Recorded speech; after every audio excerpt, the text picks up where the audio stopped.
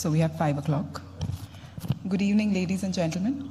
I am Purva Varsya Patil, and on behalf of the Yashwantrao Chavan Center, I would like to welcome you to the Mumbai Dialogue on World Affairs. The Mumbai Dialogue on World Affairs is the Chavan Center's newest effort to create a space for dialogue and discussion on public policy, foreign affairs, and political economy, with the aim of having foreign policy directives emerge from strong centers of influence, such as Mumbai, the financial capital of India. This has been possible because of the efforts of Honorable Member of Parliament, Mrs. Supriya Sure, the architect of this event, and the working president of both the Chavan Center and the Nehru Center. The Yashwantrao Chavan Center was established in the year 1985 and has a prolific legacy of work in the field of social development, health, education, arts, and culture. Through its various interventions, the Chavan Center seeks to uphold the liberal and progressive values of the late Shri Yashwantrao Chavan, former Deputy Prime Minister of India and the architect of modern Maharashtra. It is only fitting that this symposium is held here today at the Nehru Center, which is a living testament and a monument of faith to Nehruvian values and the vision that the great Jawaharlal Nehru, the architect of Indian foreign policy, had for India. This is the 8th lecture in our monthly series of the Mumbai Dialogue on World Affairs, and we're very excited and honored to have with us two eminent speakers. We have with us Dr. Ajay Gudavarthy, who will be enlightening us on the rise of populism and why the world has become so illiberal, and Mr. Kumar Ketkarji, who will be presiding over today's program. Dr. Gudavarthy is an associate professor at the Center for Political Studies, Jawaharlal Nehru University, New Delhi, and a notable Indian academic. He has been a visiting fellow at various universities in Canada, Germany, and the United Kingdom. That includes Simon Fraser University, Canada, University of Göttingen, Germany, University of Aberdeen, Scotland, and the Goldsmith College, as well as SOAS in London. He holds a PhD from JNU. He has previously taught at the National University for Juridical Science, Calcutta, and the National Law School of India, University, Bangalore. He is the author of Politics Post-Civil Society, Maoism, Democracy and Globalization, Cultural Politics of Modern India, and India After Modi, Populism and the Right. His latest book, Emotive Majority, Ethics and Emotions in New India, is forthcoming. He has contributed to many national and international publications that include the Economic and Political Weekly and Institute of Global Law and Policy at Harvard Law School.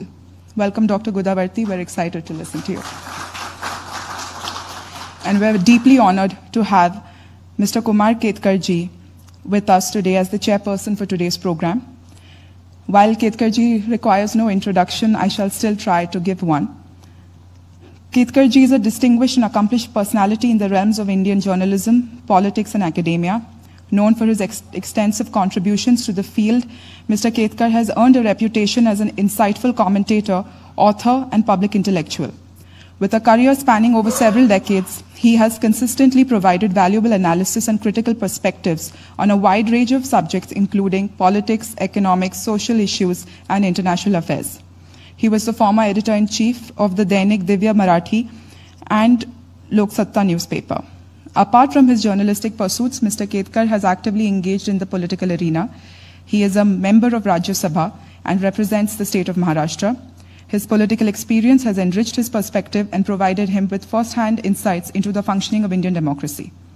Mr. Ketkar's contributions extend beyond journalism and politics. He is also an acclaimed author with several books to his credit. His work covers a wide range of subjects, including politics, social issues, and the Indian freedom movement. Through his writings, he has consistently challenged conventional wisdom and provoked thought, encouraging readers to critically analyze the complexities of Indian society. He was also honored with the Padma Shri in the year 2001. Thank you, sir, for being with us here today. I would now like to request Hemant Takle, sir, and Dr. Samir Dalwai, trustees of Yashwantrao Chavan Center, to felicitate our guests on the stage. So if we can have our guests and Dr. Dalwai and Takle, sir. Yeah? So first, if we can have the guests on the stage, please.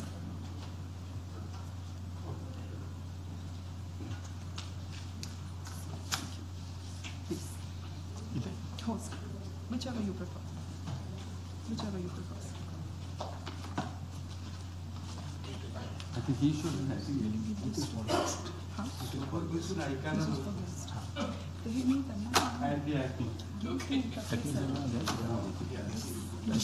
Sir? Okay.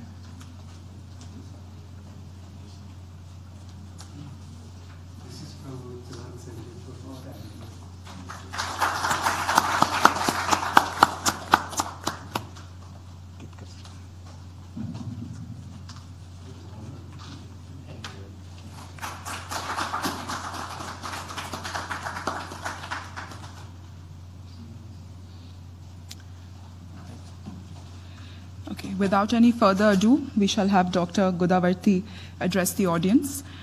For those who are new, I'd just like to tell you the format of today's program. First, Dr. Gudavarthy will give his lecture. After that, Ketkarji will give his presidential remarks. And then we open for Q&A. Yeah? I mean, 40 minutes? 40 minutes? 30, 40?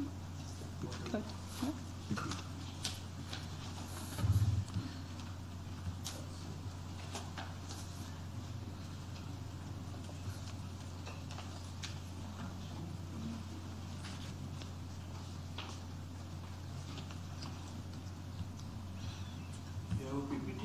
Just few bullet points.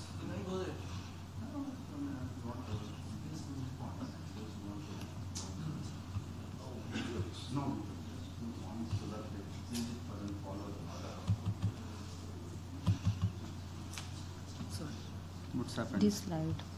These things never work.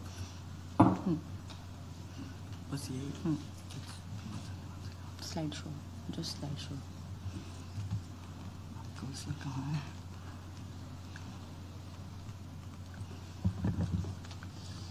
Just slideshow. Second slide.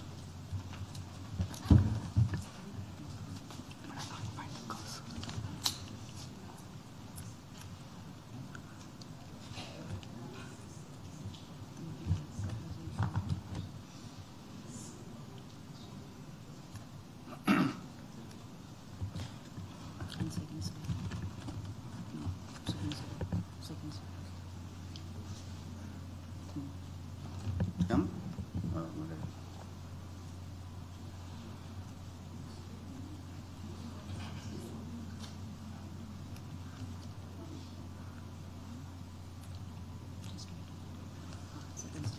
Yes, sir.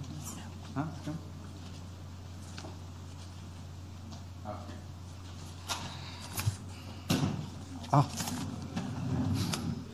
I mean, I can do without PPT, but it might be helpful for.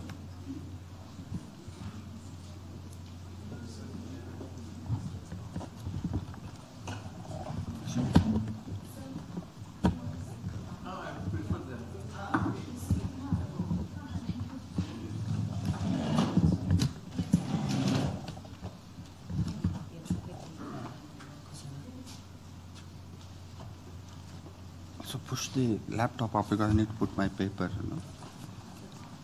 Yeah. Okay. No problem. No issues. Okay. So let me begin by thanking the Yashwantrao Chavan Center, Supriyaji, who could not make it today, but for thanks to hosting this event, and Kumar Ketkarji, who I'm sure has a very busy schedule, but has made time for this dialogue today evening. And others who have been working, Purva, and of course my friend Yogesh, who's been taking great care of me since I've come here in spite of, and thanks to this beautiful audience, you've all been here in spite of this scorching heat, Mumbai heat that has been sapping our energies since I've arrived in Mumbai. So let me begin by asking the question for today is as to why has the world become so illiberal? I think many of us in this room would by and large agree to this point that something in the world is changing in very unknown ways. Something is extremely discomforting. You know, the dialogue that we all had sitting outside, it's now in our face that there is a sense of growing illiberality. We refer to it in our everyday parlance in different words of growing hatred, there's growing intolerance. And this is in fact a global phenomenon. It's not unique to India. I think the rise of Trump and his anti-immigrant positions, the locker room dialogue that all of us were privy to before his election, he got elected in spite of that leakage of locker room dialogue. Bolsonaro, election of Bolsonaro in Brazil. Interestingly, I was in Brazil when in the run-up to the elections, and I could see firsthand the kind of excitement among common people with Bolsonaro's candidature. In fact, I was doing an international project, and I was going around asking people as to what is the thing, one thing that excited them so much about Bolsonaro. And you wouldn't believe, many of them said that it is one thing that he announced, that one, his anti-homosexual positions that he took in his very rather ugly kind of a language.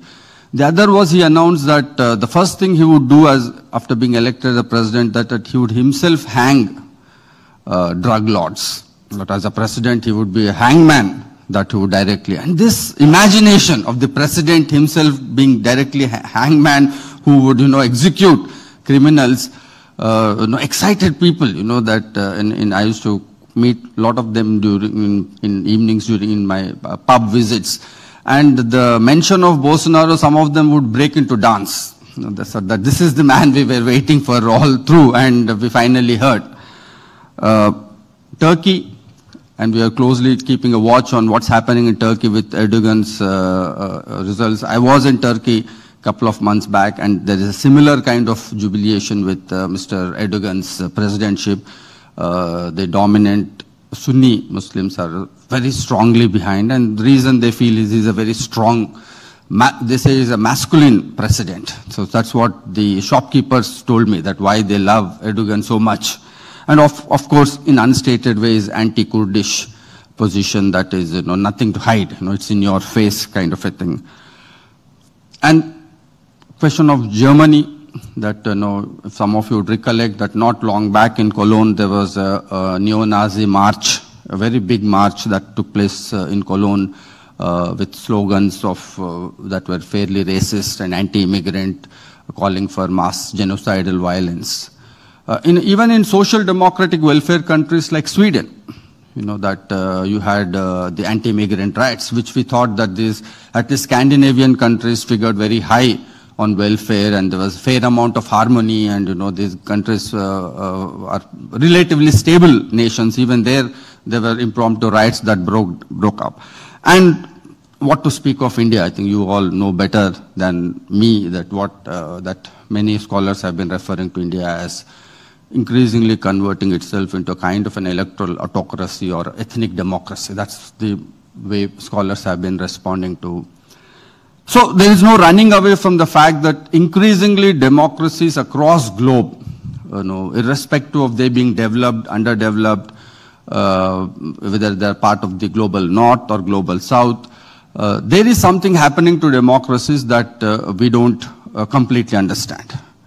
I strongly believe that old categories in which we have framed questions of democracy don't really explain this global phenomenon. There must be other reasons that one should really look for. What is it that, why is it that world has become so illiberal? There must be some reasonings that, which is one thing to offer a moral critique and feel this great discomfort with illiberality. That we all do anyways. But there's no point in stopping there. One has to go beyond to explain that what could be the possible reasons that it might be somewhat historical to say that people across globe have suddenly become very intolerant or suddenly have started to learn to hate. So that's not how societies change.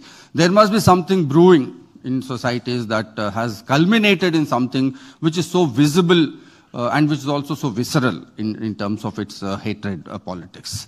So the points that I trace here broadly would inform you about my trajectory. My recent book titled Politics, Ethics and Emotions in New India, also partly. So my work for last few years has been in terms of mapping and tracking this kind of a global shift. I do political theory kind of work, but I'm not going to bore you with theoretical formulations today evening. keep it pretty lucid in terms of communicating as to the basic thrust of the points and formulations that have made. By and large, we would all also agree, I think, liberal values, as we understood, in terms of broadly, in popular parlance, we understand them as constitutional values, what Ambedkar referred to as constitutional morality, broadly in terms of equal moral worth, the sense of mutuality and reciprocity, rule of law, separation of powers, protection for minority rights, certain celebration of equality, liberty, human rights, autonomy of institutions. All of this across globe in one way or the other is under stress. As Gramsci once said, old is dying, but the new is yet to born. So that we do not know where we are heading towards. And this has nothing to do with governments and certain political parties being voted in and voted out. I think this is a tectonic sociological change that is coming across globe.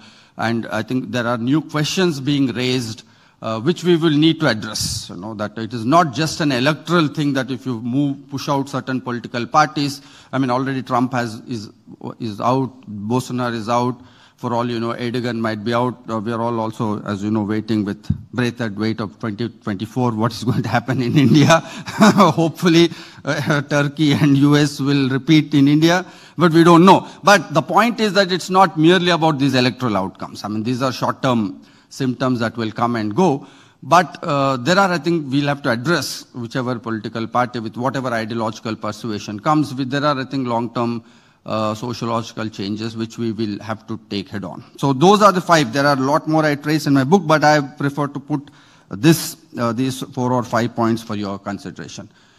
One, I think globally, culture has come back in a very big way. Democracy we usually spoke about through political economy frame.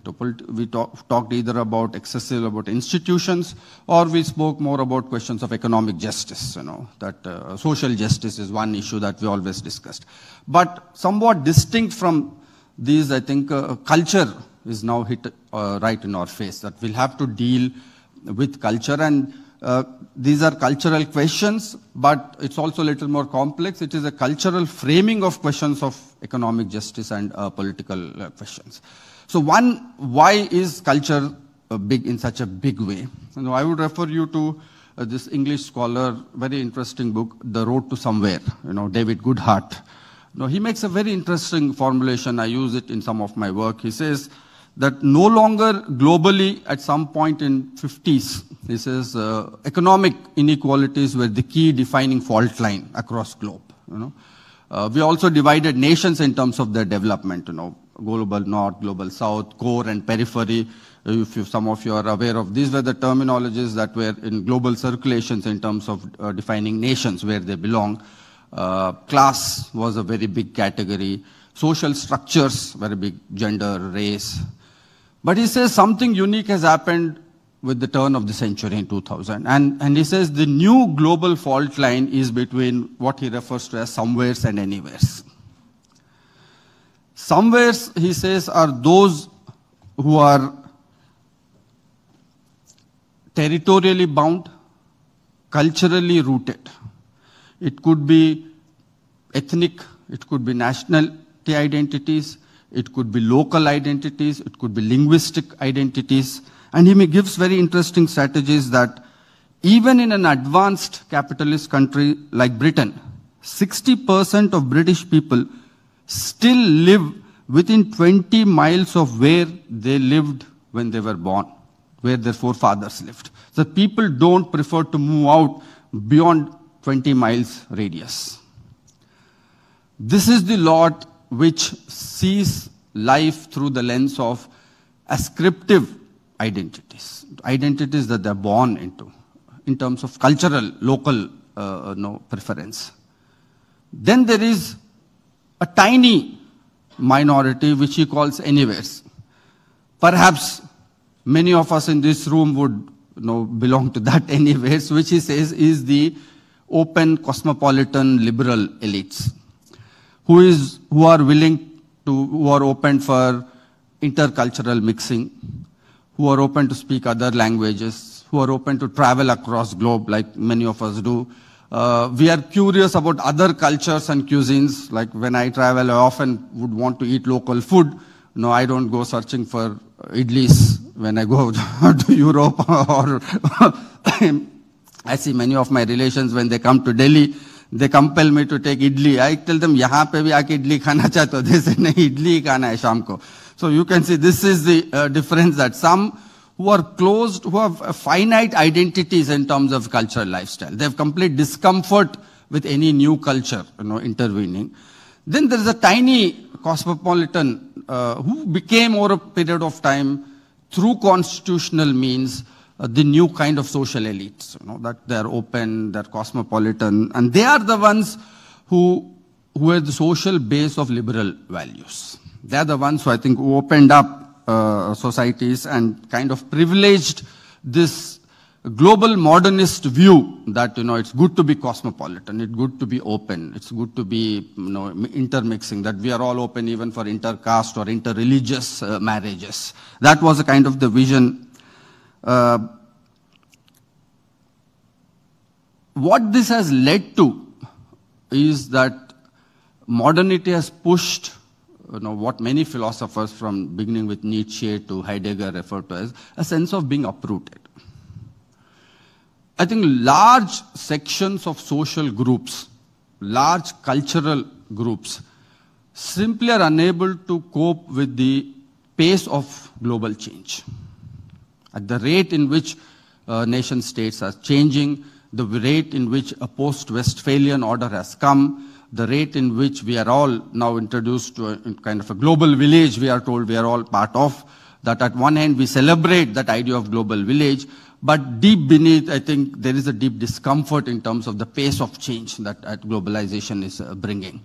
And it is this bulk, it's only that tiny lot which is comfortable, which kind of celebrates that opening, but it is the majority of these somewheres. Somewheres, by somewheres he means somewheres who have a belonging to some place. They are the ones who are extremely uncomfortable with this kind of collapsing of national cultural boundaries.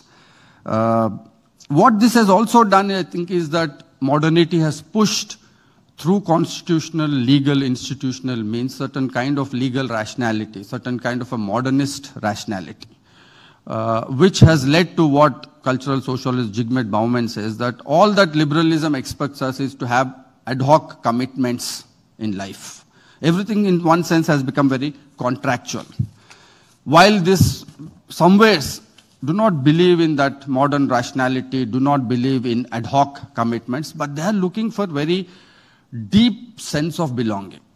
They are looking for very authentic sense of belonging. They are looking for deep faith, something to trust very deeply. That urge to trust something very deeply, which is, I think, getting expressed through the rise of,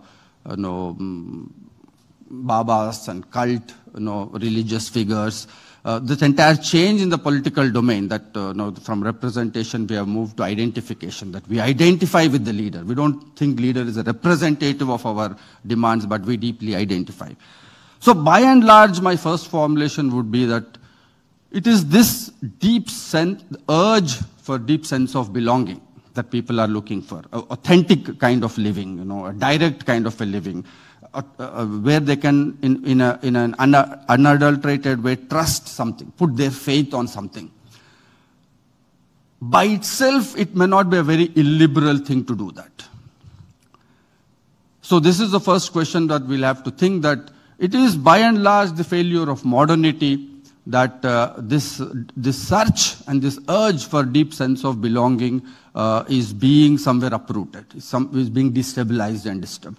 And this is where I think right-wing political mobilizations get a deep sense, and I think a very correct sense, that this is what is going on in the world, and therefore they convert that search for sense of belonging into jingoism, into hyper-nationalism, So for our critique of right, our critique of illiberality should not miss this deeper point. So what often happens is that the moment social elites and cosmopolitans like us begin to call the entire process as being very illiberal, then you miss the source. That actually further deepens the anxiety, cultural anxieties of these groups who wish to be local, authentic, speak local flavor.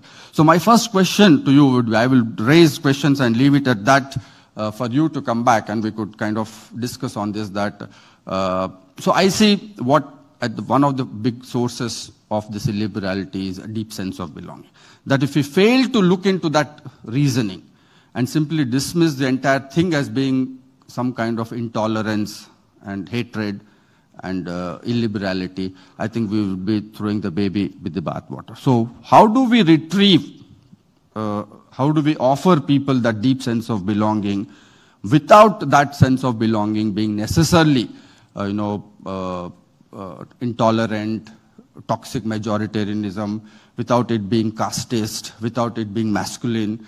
So that's the question. So all these, to my mind, I think are distorted forms of search for belonging. And therefore, the larger project that we should be, those of us who are on the, would want to identify as progressive, social democratic, left, broadly centrist, so on and so forth, will have to plug into these deeper sociological, historical, and conceptual trajectories and histories if you want to move away from this illiberal kind of politics. So my first proposition would be that's one major source of illiberality. Second major source of illiberality is something that is very interesting thing that has happened in the world in the last 30, 40 years is a kind of a deep tension and contestation between a process of social democratization with shrinking economic opportunities. I think by and large, many of us sitting here would agree that an imagination of social equality, I think, has reached all nook and cranny of world. I think today there would be no acceptance if somebody were to claim a natural superiority of caste or gender or race or things of that kind. You could also see in our everyday interactions that subaltern castes and groups no longer take misbehavior. Even routine incivility is being resisted. You can't talk down to auto drivers, taxi drivers. They respond back. It doesn't matter how rich and how well off and how powerful you are.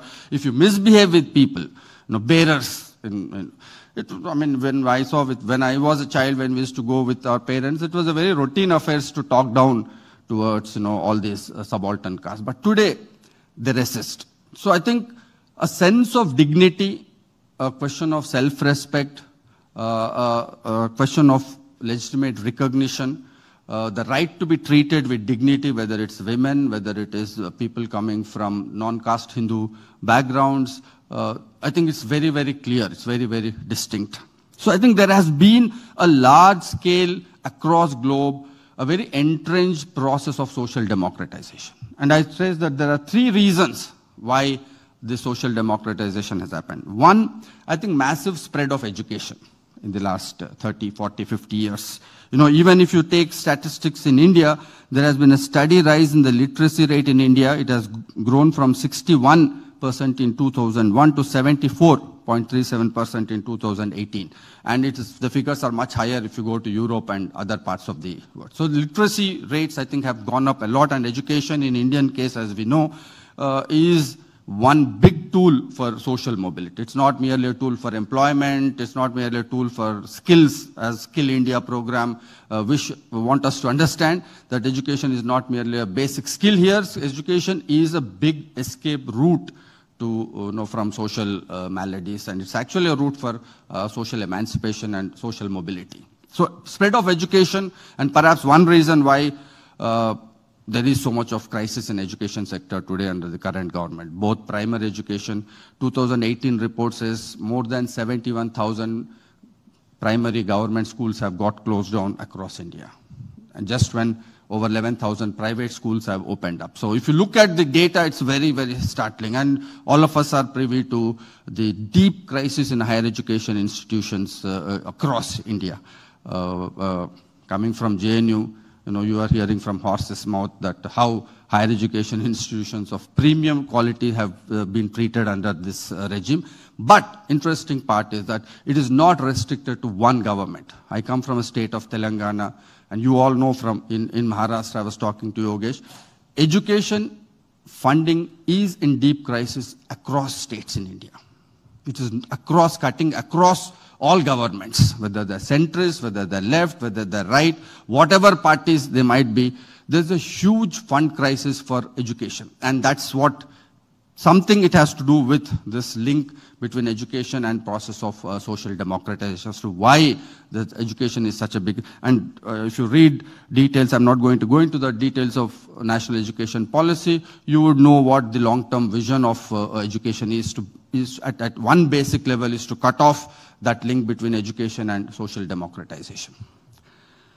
Second big reason, I think, spread of market and technology. I think spread of market is today pretty much complete in India. 30 years back, I think we didn't have market. There are bankers sitting here who should tell us more on this, that 30, 40 years India was not so integrated with big roads being built, infrastructural growth. I see my own village when I go back to Telangana, that there has been a lot more integration that has happened in terms of both through market and technology. Therefore, this whole earlier idea of high culture and low culture, I think, have just collapsed. And Europe went through that process 50 years back. I think India is currently going through this process that there is no high and low culture. People may not be able to afford. I mean, Bombay is a very good example of this, that fashion quotient of Bombay is fairly high. People may not be able to afford a Gucci bag, but you can buy a look-alike bag. That's a good make-do. You should all watch that movie Gucci, where they have this dialogue that the younger scion is worried that so many look-alike Gucci bags are selling on the wayside, but the old one says that it's good, let them buy, but the rich will only buy the original. So there is no threat of. But the point is that if you travel in Delhi now, I travel from my South Delhi place to JNU. There are lower middle class colonies. I watch those girls, young girls and boys, all of them with low-cut jeans and with Gucci look-alike bags hanging with a mobile phone they're all carrying. So I think technology and market in Indian context, they're empowering. People can claim at least they know where they need to belong. They know what are the recent fashion trends. So this earlier business that you had high culture and you had then the low culture, I think no longer works. It has got fairly democratized. Fashion trends, technologies have got, I think, fairly democratized. Technology, mobile phone, I think, has been a liberating force. It has been the new God. After Nietzsche said God is dead, the new God is the mobile phone. You find literally everyone, whatever class, caste they belong to, mobile is a very dignifying equipment that people hold on to. One should raise why. I think because if you look at photography, that's a very interesting thing, that earlier to be a good photographer, you were told that you have to capture a unique moment. But today with mobile phones, you don't capture a unique moment, you create unique moments. So everybody can be a good photographer if you have a good quality mobile phone. So that's what I mean when I say that this access to technology, access to market, consumption patterns. David Harvey, a geographer, says that Netflix, he refers to Netflix as a non-exclusionary commodity. That is, if one is consuming it, it doesn't exclude the others. People simultaneously can consume Netflix. So I think this kind of new Netflix kind of thing, I think I've evened out, I've made things more flatter. The people in my, lower middle class and what we watch in TV are today pretty much the similar serials. They are not very, very different. People are watching those who come from, even I talk to my students who come from officials, they're all watching South Korean serials, they're watching Turkish serials, they're watching Pakistani serials. So it's a great social leveler and democratizer. Third, I think, is democracy. Third great potential force of social democratization is the very electoral process. That the fact that it has a deep value of one person, one value. This whole ethic of one person, one value, that whether you are rich or poor, with whatever caste you might belong to, on the day of election, it doesn't matter. Every person carries the same. That's why you see India is in that sense very unique, that we are perhaps one of the few countries in the world where, in spite of all the crisis in governance and democracy, voter turnout is increasing every year. look at recent Karnataka elections, it is well over 74%. Look at Chhattisgarh and state central India, where you have so-called Maoist movement, which is calling for boycott of elections. Voter turnout is well over 75%. So our average is almost now 70% of voter turnout. The people heavily invest in electoral politics, not because they think governments are going to respond and do some magic, but this ethic behind it, that on that day of election, you are equal to everyone else. You don't bother whether it's Tata's or whether it is Tendulkar's, you are the same. We all go out and vote as citizens. So democracy, I think, in this political, in the sense of this ethic, has been a great leveler. But as the process of social democratization has been deepening, post-1990s, with global economic reforms, with neoliberalism, with structural adjustment, with market fundamentalism taking over our social life, I think there has been a deep shrinking of economic opportunities and exponential rise of economic inequalities. So I feel that this tension between, on one hand, there's a heavy consciousness of social democratization. You feel you're equal in terms of gender or in terms of caste or in terms of other social indicators. But in terms of concrete material opportunities, there are people out there who cannot translate this imagination into a reality. That you face everyday indignities because of your poor economic opportunities. That you can't afford good schooling, you can't afford a good job, you can't afford a healthy meal, you can't afford up-to-date technology, and people are deeply conscious these days. People are aware what they're missing out on. There was a generation like my parents, who are simply not aware. I take my father to a very expensive restaurant, he will order the same food that he eats at home. He wouldn't mind which food, how expensive. It's not a marker for them. I keep telling, I make it a point telling him, I brought you to a very good restaurant. It doesn't sink in. It doesn't matter what the bill is. But today's generation, we are all very conscious. We know what are those layers, what are the difference, which car, automobiles, the entire advertisement industry is spread. So I think there is a deep stress, social stress that is created through this unevenness. That socially you feel competent and equal, but economic opportunities are deeply uneven, are deeply very unequal. This, I think, produces what in my work I call as the new political subjectivity. This is one big source for rise of illiberal civic socialization. People have become, so people need to compensate this unevenness in their everyday life. This is an everyday existential indignity you're facing. You're very aware, but the mobile you're carrying is not an up-to-date mobile. I carry the old Nokia, and and my students ask me, sir, किस चोर बाजार से आप लेके आए हो? ये कहाँ मिलता है आजकल? So just to make a point that people can still live a dignified life without the up-to-date. But my students think this is a bizarre thing I do, that I'm not on WhatsApp, I'm not on Twitter. They say, sir, you are missing a lot of action out there. But people face this every day. If you're not up to date, if you're not carrying a Mac, I see the younger generation, they're completely aware, those who come from official towns, the kind of stress they feel in common spaces like universities, when they are comparing with others who live, kind of clothing. Earlier a shirt was a shirt, but today we are aware, there's linen, whatnot, what brand, we are all very deeply aware. And people who can't afford are even more aware than rest of those who can afford. They know the layered reality of what is available in the market. This, I think, to a big extent globally has contributed to aggression.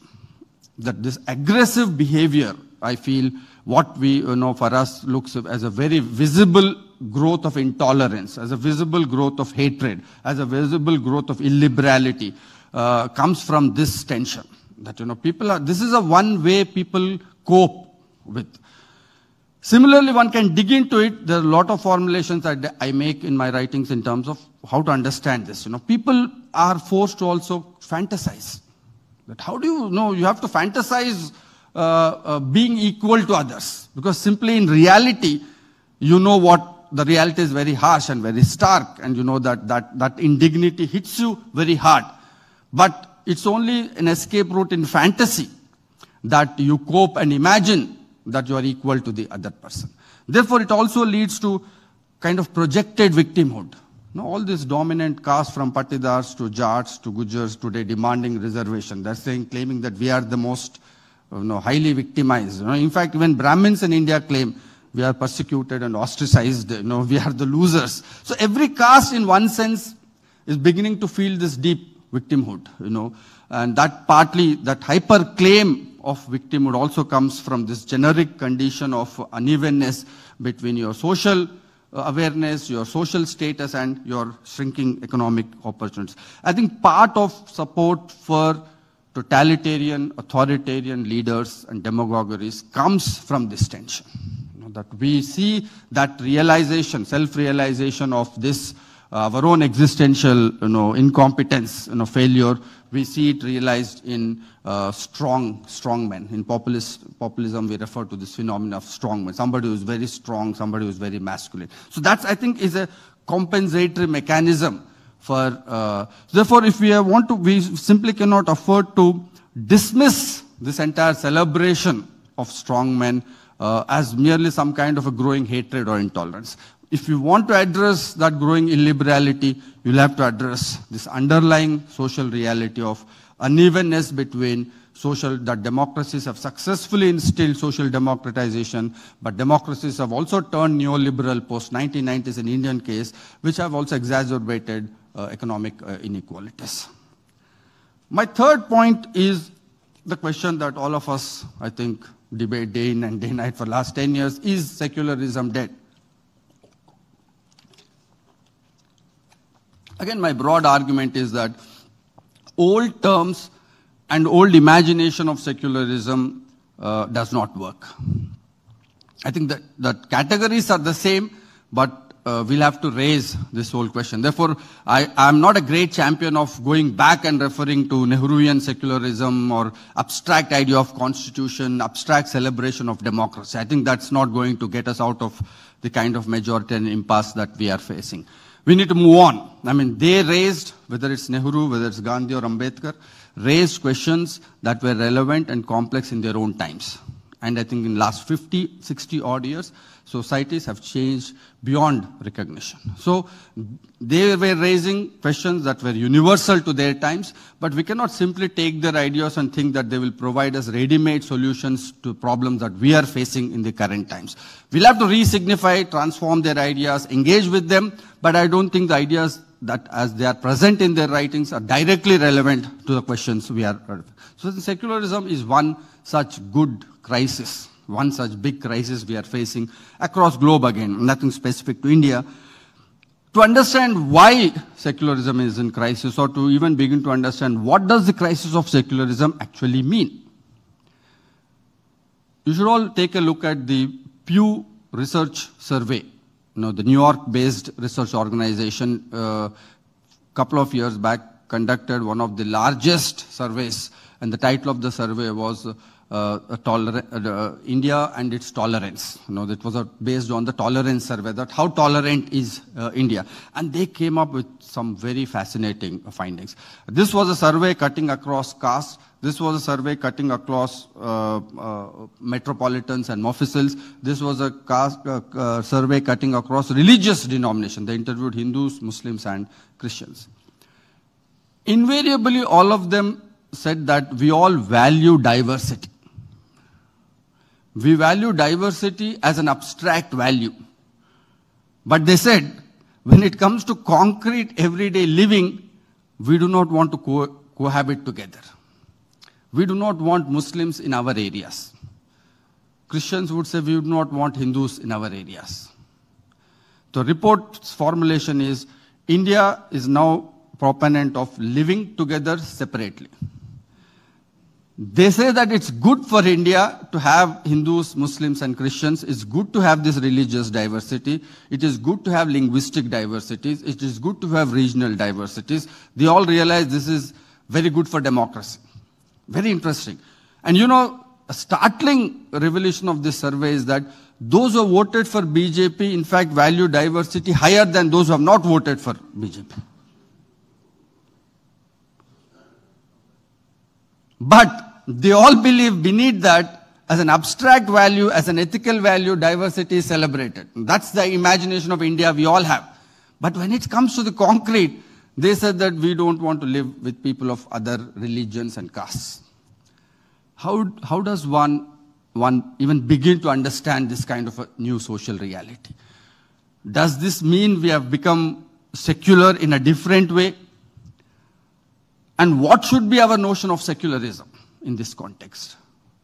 I think part of the crisis of those who are pitching for secularism against this kind of religious majoritarian orders, whether in Turkey, whether in white working class in United States, whether even in Europe with a new Christian identity, kind of a renewal of new Christian identity, is that we are not very clear as to what we mean by secularism. By secularism, for instance, are we meaning that we should have common cohabitation of religious groups under common neighborhoods? Do we mean by secularism we should encourage interreligious marriages? We don't know. We are all very confused, that at the most we say it's about individual choice. Or we would say we have a minimalist idea of secularism would mean that basic social guarantees to religious minorities. Beyond this, we are not very clear in terms of what is the direction at least we need to push. Like Ambedkar was very clear in anti-caste, he said interdining and intermarriage is a concrete strategy to break caste system. But when it comes to interreligious, should we also that we should encourage actively interreligious marriages to make India more secular? I think that will be a very startling thing. I was on the invite of Muslim Education Society in Kerala, Malappuram, a couple of years back, and they introduced me with a lot in bombastic terms, and they said, sir, you should come every year to our college. And in course of my talk on secularism, I said that we should imbibe Ambedkar's philosophy in terms of interreligious marriage, and trust me, I have not been invited since then to MES. So I don't think even minorities would want to see interreligious marriage as a way out from this current impasse. So I think that there's a deep conceptual, ethical crisis of imagination. We really do not know at what level we are talking about in terms of this solidarity. We would want to preserve identities as they exist. That's what has also been the experience of Europe. Europe had the idea of secularism till 70s, 80s, which broadly meant separation of politics and religion, which meant certain guarantees of civil and political and social rights to religious minorities. But after 70s, they moved to multiculturalism. They said this abstract notion of secularism does not work. We need to have multiculturalism, which would mean a possible recognition by the state of cultural diversities. And what did that multiculturalism translate into? When I was in Denmark, 5-6 years back, a friend of mine took me out for a walk in Copenhagen. He said, let's go for a walk. I'll show you around how Copenhagen looks. Then he said, this is white colony. Then we walked. Then he said, this is South Asian colony. Then he said, this is Hispanics. This is Bangladeshi. For my Indian sensibilities, that was very shocking. That to have such clearly demarcated, habitations. And I said, India may not be at the top, but even we do not have this kind of very clearly demarcated. If you go walk across Mumbai, you wouldn't say that this is a place where Bangladeshis live, this is a place where, certain people of certain caste live or certain religion. We are heading in that direction, but that's extremely discomforting for our Indian sensibilities. But Europeans thought this was a good idea. That multiculturalism meant people live with their own cultural groupings, and that would lead to some stability and peace and familiarity. This is what Slovakian philosopher Zizek says. This is racism at a distance. That is, you discriminate by people by keeping them at a distance. That you segregate them in such a way that, which is what is happening with Indian Muslims today, that you want to segregate them and you say that this is perfectly all right because different caste and religious groups want to live within familiar atmosphere. Why at all have cohabitation? So Europe itself, in spite of its enlightenment, had this kind of a long legacy of multiculturalism, which led to social ghettoization of groups. That they could not possibly imagine robust intercultural mixing. That the only way they could preserve identities was through social distancing and social ghettoization, which is what India is going through. So secularism, multiculturalism, all ended up in places that that have created great discomfort. Unless you want to do a counterintuitive reading like sociologist Ashish Nandi does. Nandi once visited Kochi and he said, Kochi is the most secular society in Kerala. And he said, why? Because there are Hindus, Muslims, and Christians in almost approximately same number with equal social and economic power, and all three communities hate each other. But they all know that one cannot do anything to the other, so they live peacefully. So he said it is extreme dislike which is a source of peace.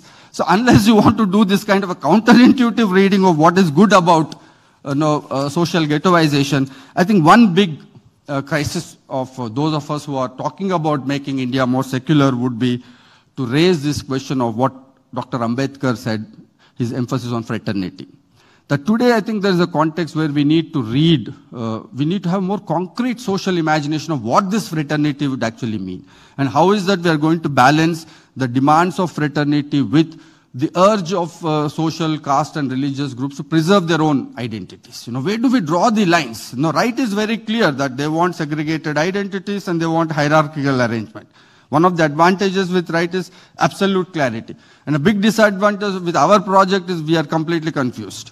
And part of the confusion is this, that we do not know how far to push solidarity. Because this question of, for instance, interreligious marriage could well mean that minorities might feel this is one way that you were going to kind of colonize their identities. So they wouldn't be happy with. So what other forms can we think of in terms of if secularism in our popular imagination means greater fraternal feelings between religious and caste communities, what should be its concrete social form? I think we're absolutely not clear about that. Part of that confusion is what comes across as this growing illiberality and intolerance. My fourth point quickly would be, I think we have moved to an age of emotions. Yeah.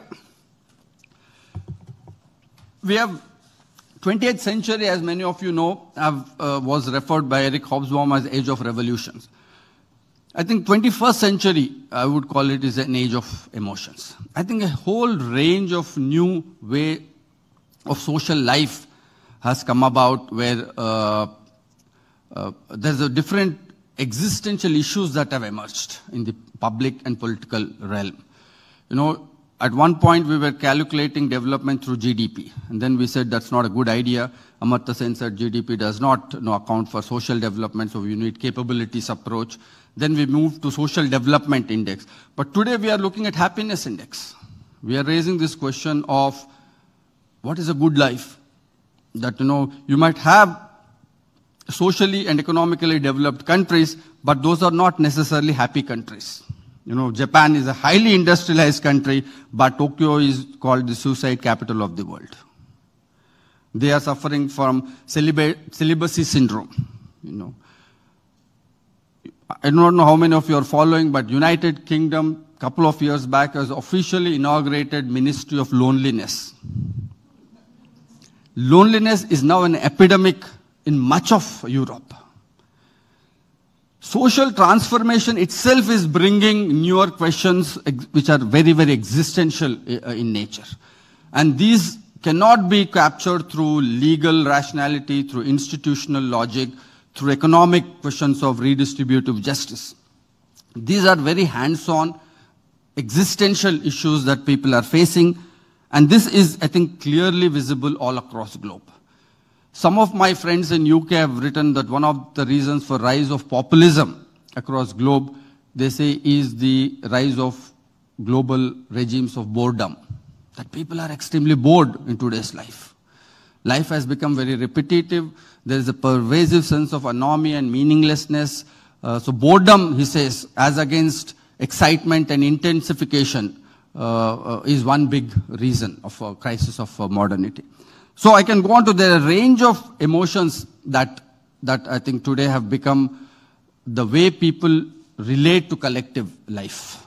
And this cannot be captured through old discourses of social development, economic indicators, secularism, state, law, so on and so forth. This would need that we need to, and I think one thing that right always does is that I think they are comfortable with this idea of mobilizing on the basis of emotions.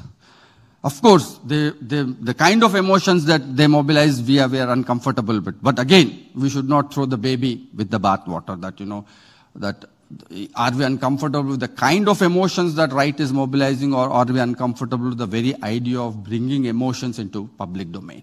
I think emotions have always existed. We always shied away. We thought institutions and constitutions are big check. But today's nature of existential issues, some of which I have mentioned, loneliness, boredom, fear, anxiety, are all up in the public domain. And therefore, a big question that globally that is being discussed is that should state directly mobilize around questions of emotions, ethics, and values? Our general sense is that it is going to lead to a very illiberal society, because we often think that these are very personal, private issues. Many of us have to handle these questions of emotional dissonance in a private sense. But today there is a kind of a collective cultural trauma that is very, very visible.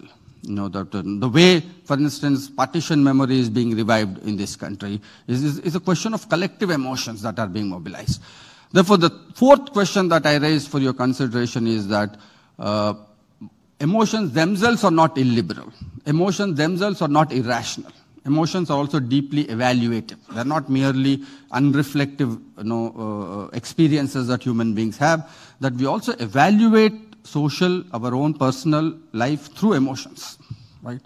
So, fourth question would be, what would it mean for progressive, left, secular parties and societies to kind of mobilize alternate emotions? You know, what would those alternate emotions be against the kind of emotions we're witnessing? It could be care, it could be compassion, it could be love. And our mythologies, myths, I think, are all full of examples of ethics of compassion, care, alongside things that might be objectionable. So how are we going to intervene? What kind of alternative mobilization? Can we have policies based on this? Now, if you look at national education policy, it is very, very clear. It says that modern education is not merely about developing cognitive abilities and critical thinking, but it is about giving emotions. It is developing people, allowing people to reflect. I think it's a very powerful idea.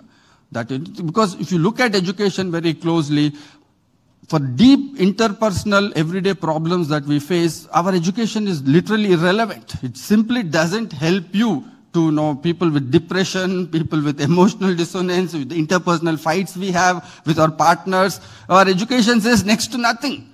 You are left on your own, and that is the place where right is intervening. That's where they are saying what is right and wrong, so on and so forth. They, of course, have a very controlled idea of morality. That might be a problem. But I think this is a zone where modern secular has to intervene if you do not want that kind of rise of illiberality. I'm almost running out of time. Purva has already given, so I will conclude quickly with my last point on problem of valuation that we're facing is that there is a terrible fluidity of identities that has also happened. That modernity has also brought fluidity of identities. I think we are moving away from those stable identities of men and women, rich and poor, Brahmin and Dalit. These were stable conflicts. They were conflicts, but these were at least assuringly stable conflicts. I think for days, for that kind of old conflicts are past. And we are into a new situation where there are multiplicity of identities proliferating. Like if you take Dalits, there are conflicts within intra-Dalit conflicts, subcaste conflicts are happening. If you take Muslims, there is a question of Pasmanda Muslims. There is a question of gender. If you take rich and poor, there is a question of multiple layers of middle class itself. Today we are defining in terms of multiple layers, upper middle class, middle, and lower middle. So every class, there is a multiplicity of identities. What this multiplicity of identities does is that it creates what I call the problem of valuation. That is, we do not know who is above and who is below. Old conflicts at least had stability. We know Brahmins are above, Dalits are below, it's considered below in the social hierarchy. You know what to fight. You know that Hindus are above, majority Muslims are below, you know what to fight. But in this new context that we are facing, with the proliferation of identities, If I might ask you a few questions like, how would you compare an OBC man with a poor upper caste woman? Who would you value above and who would you value below? I can go on. I have a number of examples of this kind. And I think part of the reason we have this idea of post-truth, fake news, rise of perceptions, irrelevance of data and evidence is because we really do not know how to value these things. So women think OBC are men after all, so they are more powerful. OBC men think these are upper caste women, privileged after all, never seen caste discrimination, so they think they are much above. If you talk about Dalits and Muslims, there is no concrete way we can evaluate. Muslims think that we are the ones ostracized. Dalits think that we are the ones who have experienced untouchability. Muslims have never. They have in fact been ruling elites of this country. It is this quantum of problem of valuation that the right today mobilizes in terms of toxic, fake news, creation of perceptions. So if you simply look at fake news, post-truth, perceptions as something right-wing political propaganda strategy, you will never get to the bottom of the problem. You have to tell us this problem of valuation is a real big-time sociological problem. And we do not know how to value them because gender and caste, we do not know how to value which comes first, which comes second. Because women sometimes face, even if they're upper caste, if they are socially privileged, they sometimes face domestic violence. Dalit men may not face that kind of violence, but they face untouchability. Now, how will you value domestic violence versus untouchability? If you look at a scheme like EWS, it is precisely geared towards based on those kinds of built-in perceptions. So I think these are the 5, if we can take on board and build an alternative political and social discourse, that is when I think we can defeat illiberalism globally. So I'll stop here. Thank you for your patience.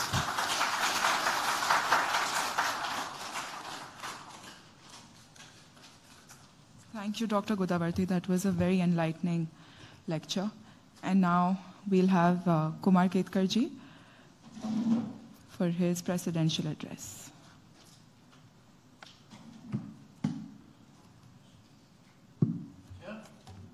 Wherever you prefer.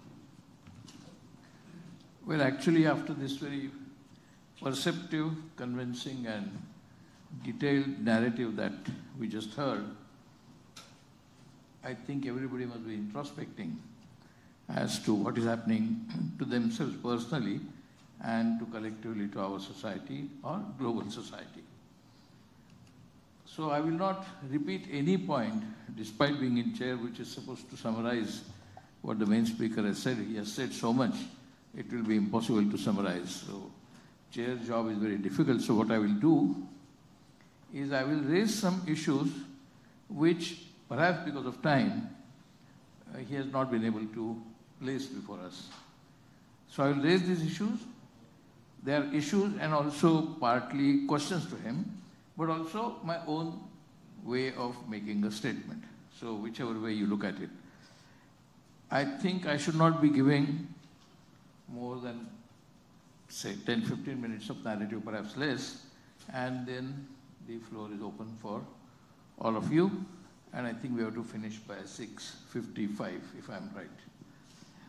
So one issue that I will place before you is exactly at which point of time, not exactly in terms of 3:30 and 22nd December, not like that, but exactly at which point of time, historically, illiberalism got set in.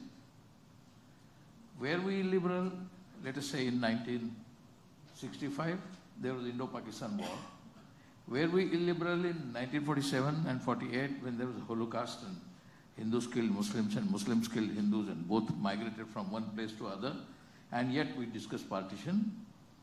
But despite all that Holocaust, and nearly 1 crore or more people died and so many became homeless both sides, yet the country continued smoothly after 1950, particularly after we became republic. And I don't think anybody, when I was in school or in college, I don't think anybody discussed either Hindu-Muslim question or Pakistan. There was Pakistan. And there used to be cricket matches. And there used to be admiration for Pakistani cricketers. I remember some names like Hanif and others. And India-Pakistan matches were held in Mumbai, Delhi, everywhere, Kolkata also. So that hatred, despite Holocaust, despite 47, despite killing so many people, that did not generate the kind of Hindu-Muslim heat of conflict.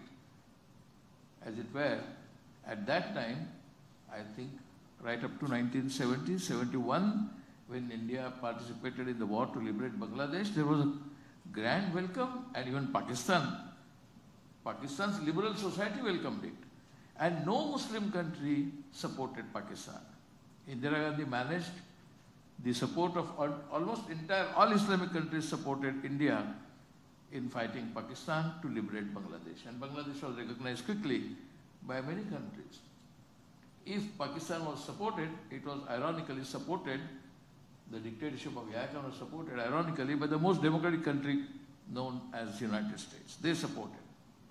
Similarly in Vietnam, if democracy was crushed, it was by America, the democratic country, which crushed the democracy there in the name of crushing communism.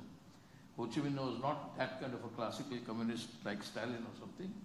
Ho Chi Minh was promoting nationalist democracy with socialist bent of ideology, and yet he was crushed. So even then, at that point of time, there was not so much of illiberalism globally or internally, though we know that the black-white question did exist in US. There were blacks and there were whites. And because of that discrimination, in 1969-70, the Black Panther was born. Now, Black Panther was imitated in India, particularly in Maharashtra, by Dalit Panther. So it is not as if there were no such issues. And yet, I don't think we, even in America, were as illiberal as we consider ourselves today. Almost every single, I happened to be working in IIT Powai at that time, almost every single student, without exception, 100%, every single student's aim and dream was to go to US. I think much of that even continues today. It is not as if it was only then. But at that time, the difference was they wanted to go there because they thought it was a land of liberty. Also, they wanted prosperity, they wanted opportunities, everything was there. But essentially what attracted them was the idea of liberty. Hollywood had strengthened those ideas of liberty. Hollywood also projected the kind of problems America was facing. The magazines like Life and Time highlighted the issues that made America so sick. In fact, there were so many books called Sick Society, American Illness, and all kinds of things were happening, but they were discussed in quite open atmosphere. So at which point did the globe become illiberal, or India became illiberal? I remember the first signs of illiberalism here came on the public domain was when Garam Hawa film was made, Baldarshani.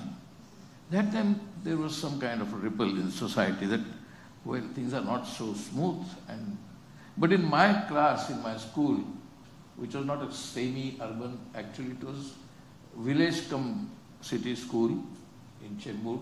All the people coming from Ghatla village. And I did not know who were Brahmins and who were Bhandaris and who were Kolis and who were Malis, and nothing I knew. There were a couple of Muslim students, we never recognized them as Muslims. Same in college. Today, the first question asked is about your caste or religion or ethnicity.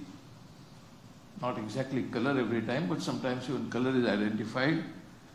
So that was not there in 1950, it was not in the screen, 1970, not during emergency in 1935, 1980, in 1984-85, after Indira Gandhi's assassination, though there was little tension, only in Delhi there was some kind of massacre of Sikhs, but rest of India did not really have, except few cases in Indore, in some other place, Bhopal and other places. But in Mumbai, for instance, Sikhs were not particularly attacked, though the fear was so much that suddenly all the taxi drivers who were Sikhs disappeared. But even then, it was what you can say in a manageable level. So even in 1985, the debate mainly used to be whether there should be computer. Computerization was the debate. And nobody discussed Ayodhya Mandir, though it came after 1987, nobody discussed Wahi Mandir Banayenge. 1985, 86, the debate was whether computer will bring unemployment. So the issues were, quote unquote, secular issues like computerization, technologization. When Sam Pitroda came, he was advocating telecommunication of whole India, and he actually founded what we today use as mobile phones and rest of the telecommunication. So the issues were those, like in a way science, determined by science and technology. In fact, his mission was called Technology Mission. Sam Pitroda was in charge of Technology Mission. And that issue was cleaning Ganga, getting eradicated, malaria eradicated, bringing in computer, bringing in telecommunication, changing the syllabus of education and bringing in more science and scientific temper to the education. Today, cut to today, we are removing Mughals from the history. Now, I don't understand what do they mean by removing Mughals from the history. Because if you remove Mughals from the history, who did Shivaji fight? That means you have to remove Aurangzeb, so even Shivaji will go. So what is this kind of thing? And today it is actually happening in Gujarat, textbooks and UP textbooks, much of the thing they have removed. Like in Red Fort, that site, light and sound show, they have, after 1857, no freedom movement, no Gandhi, and suddenly it is Subhash Chandra Bose and mainly Narendra Modi after that. So, even in Red Fort, this is the situation. So, again, to repeat ad nauseum, at which point the illiberalism began.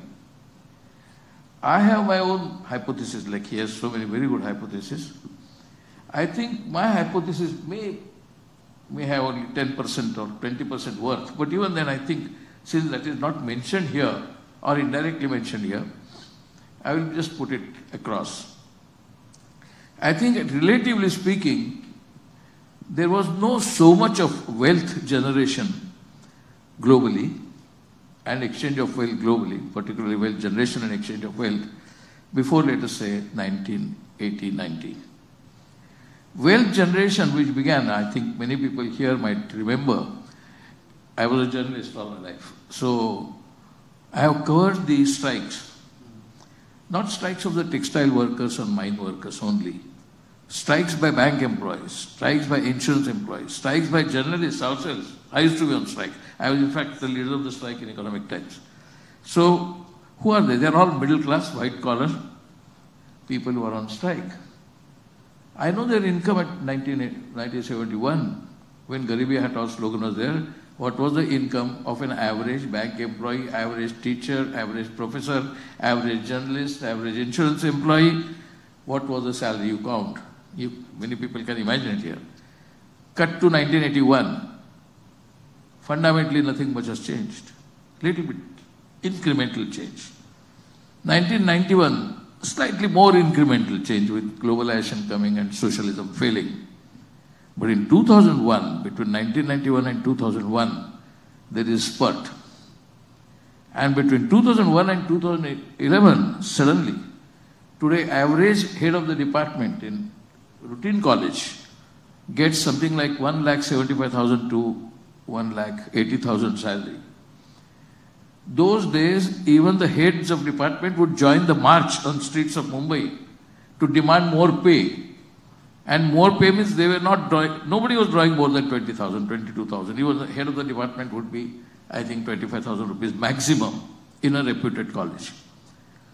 But suddenly we find, about which he mentioned, and that's why I said indirectly he has, the kind of new middle class that is born. And according to me, this new middle class is the vehicle of intolerance. New middle class is a promoter of violence. New middle class is a defender of violence. New middle class is a defender of communalism. New middle class is defender of individualism at the expense of society. New middle class, according to me, is a quote-unquote criminal of the new illiberalism. I'll just explain this, without otherwise you'll say I'm biased. I belong to the middle class. In that sense, even I am guilty. But the point is, this new middle class came into being. I'll just give you again, repeat that example of people wanting to go to America. Today, 95, if not more, % of Indians in America are proud Hindus. They want Ayodhya Mandir to be built. They want nationalism. Nehru is nonsense. Nehru and Gandhiji were useless people. Gandhiji told us to surrender. Gandhiji was a coward and Nehru ruined it. Nehru ruined all communication between the Hindus and Muslims. Anti-Hindu he was. Gandhiji was anti-Hindu. All this is done by people and said India is corrupt, education is useless. They give reservations to people. All those people who are saying this today are the beneficiaries of the same education system.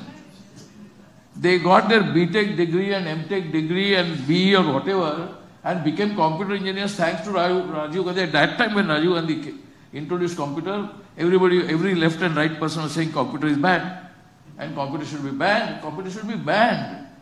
Bank employees and railway employees struck work to ban computers. All their children are in Silicon Valley today. All children of those who protested against computer and protested against Rajiv Gandhi are in Silicon Valley. And after going there, they don't even recognize this past. That Y2K happened because, Y2K successfully happened for Indians was because of computerization. They don't want to recognize that. Today they are Hindus. Proud Hindus, all of them. 95% if not more Indians in US. When I went first to US in the mid-80s, there were only about 8 lakhs less Indians there. Today there are something like 48 to 50 lakh.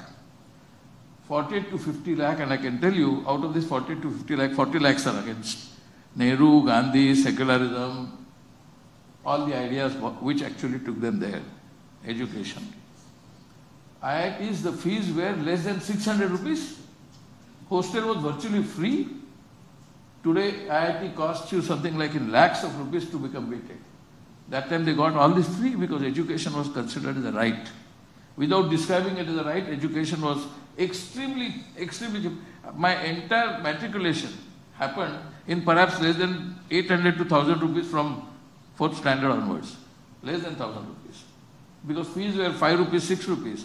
And people or boys and girls who could not afford 5 or 6 rupees, they were given immediate free shifts in the schools. What happened? The same people are talking different language. These people are the beneficiaries of liberal society, beneficiaries of welfare society, beneficiaries of secularism, beneficiaries of parliamentary democracy and secular democracy and sovereignty and Gandhian and Nehru's ideology today are against that. They are not different people. What has happened is only their economic status has increased and their age has grown. Same people. They were 20 then, today they may be 60. One point. Second point, and then I will hand over to him. Just look at 50 years ago. 50 years ago, in 1972, there was a huge anti-war movement in the United States. Huge. In front of Kent University, students were killed. 4 students were killed by the soldiers in America. They were protesting against Vietnam War. They were demanding all the liberty, equality, fraternity in the university campuses in 1972. The same spirit of liberty, equality, fraternity spread to Europe. Europe also participated in anti-war movement. There was a counterculture movement, not just Black Panther, counterculture movement. Feminist movement belongs to same period. It was in 1975, Kate Millett wrote the Sexual Politics book. So feminist movement, ecology movement, Black Panther movement, anti-war movement, all that was there, that was considered as the peak point of liberal cause, and people were defending liberal cause. 1972, Indira Gandhi inaugurated in Stockholm the conference which was known at that time Earth Conference. Today we talk of climate change. That all began again 1972. So 50 years ago, the world was not only liberal, it was rebelliously liberal. It was defending rebelliously that no conservative element should enter our society. They were fighting conservatism when it had not come like today. And yet today we see that 50 years later, conservatism has won. The right wing has won. The left wing is defeated. Liberal ideas are gone. They don't want ideas also nowadays. They don't want, forget idealism, they don't want even ideas. So idealism and ideas both are out, and now everybody has a closed mind. I know what happened. Today it is impossible. Many people must be experiencing this with relatives, with old classmates. It is impossible to even raise an issue. You can't debate. The moment you raise something, you seem to be bloody Nehruvian. You must be Gandhian. All that you want, bakwas, all corruption, all reservation, all that Muslim appeasement you want. You can't even raise, you are not even raised that subject. But the moment you start dialoguing, conversing, you are condemned. So that kind of complete dialogueless society we have become. And it has happened in last, particularly, let us say, in India, in last 15-20 years, particularly after the destruction of Babri Masjid and later on Gujarat riots. But overall, it has happened in last, let us say, 20 years. And the question is, why illiberalism suddenly, which was at the peak in the 70s, suddenly collapsed? And now we are heading towards utterly illiberal societies world over. My explanation is because the same people who had relatively lower economic status and understood the management of their personal and family and national economy with limited means and maximum intellectual or emotional or if you will, spiritual gain. Today, all the spirituality means only religious bakwas, nothing more. And what is that transformation? I think it is the generation of wealth in last 40 years. That generation of wealth is thanks primarily to technology and corporatization of economies. It has gone beyond the state level.